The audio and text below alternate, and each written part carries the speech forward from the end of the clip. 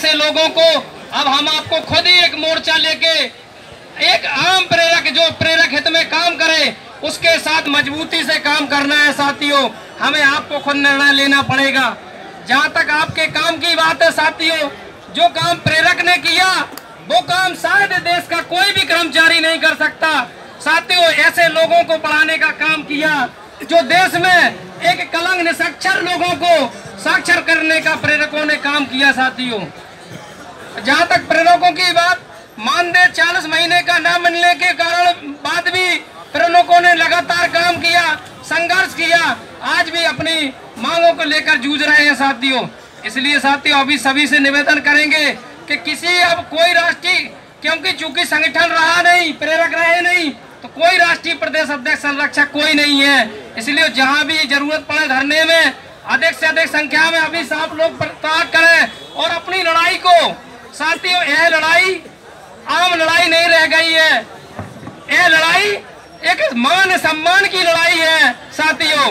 बड़े उसके साथ जब हम स्कूल में जाते थे तो लोग कहते थे मास्टर साहब आ गए।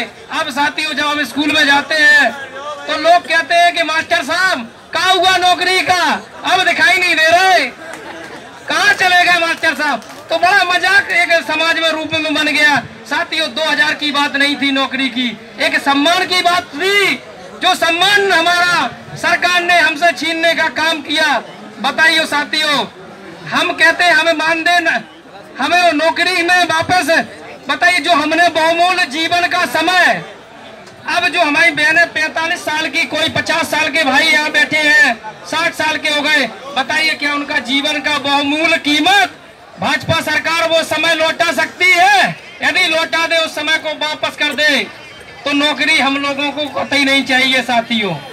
इसलिए साथियों जिस तरीके से आप लोगों ने याद होगा लोकसभा में डोर टू डोर मतदाता जागरूक अभियान चलाया था, अब जागरूक अभियान अब फिर भी चलाना है, लेकिन जागरूक अभियान उस समय मतदाता बढ़ाने का काम किया था, अब वही काम पुनः भी करना है 19 में।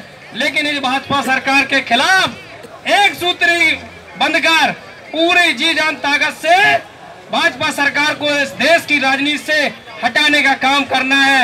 आए हुए सभी साथी साक्षरता कर्मियों का तहे दिल से धन्यवाद।